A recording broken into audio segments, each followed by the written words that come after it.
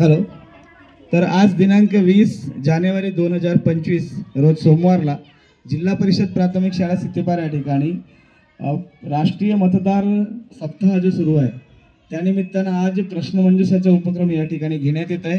या ठिकाणी बघत आहात तुम्ही 5 गट तयार करण्यात आलेले आहेत आणि या सर्वांना आपण काही प्रश्न विचारणार आहोत मतदार दिनानिमित्त.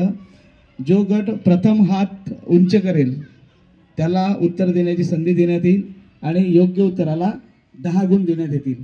तर आपण सुरू करूया प्रश्नमंजुषा गट.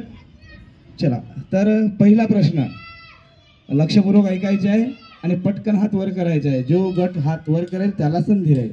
राष्ट्रीय मतदार दिन कोणत्या दिवशी साजरा केला जातो? 26 जानेवारी 1950. उत्तर चुकलेलं आहे.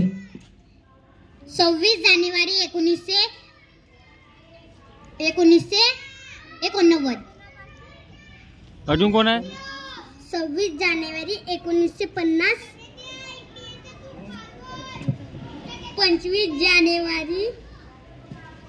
25 जानेवारी उत्तर बरोबर आहे. त्यांना 10 गुण. 26 जानेवारी प्रजासत्ताक दिन असतो. दुसरा प्रश्न, सध्या भारताचे मुख्य निवडणूक आयुक्त कोण आहेत? राजीव कुमार. उत्तर अगदी बरोबर आहे. 10 गुण. तिसरा प्रश्न, भारतीय निवडणूक आयोगाची स्थापना केव्हा झाली? भारतीय निवडणूक आयोगाची स्थापना केव्हा झाली? 25 जानेवारी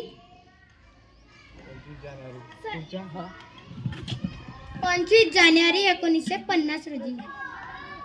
25 जानेवारी 1950 उत्तर अगदी बरोबर आहे. यांना 10 गुण. 25 जानेवारी, परंतु 1950 हा वर्षही सांगायला पाहिजे होता.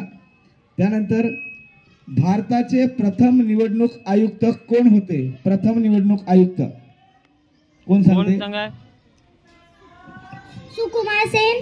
सुकुमार सेन अगदी उत्तर बरोबर आहे. भारताचे प्रथम निवडणूक आयुक्त सुकुमार सेन हे होते. त्यानंतरचा प्रश्न आहे, सर्वोच्च न्यायालय केव्हा अस्तित्वात आले? 25 जानेवारी. कोणाला येते उत्तर? 1989.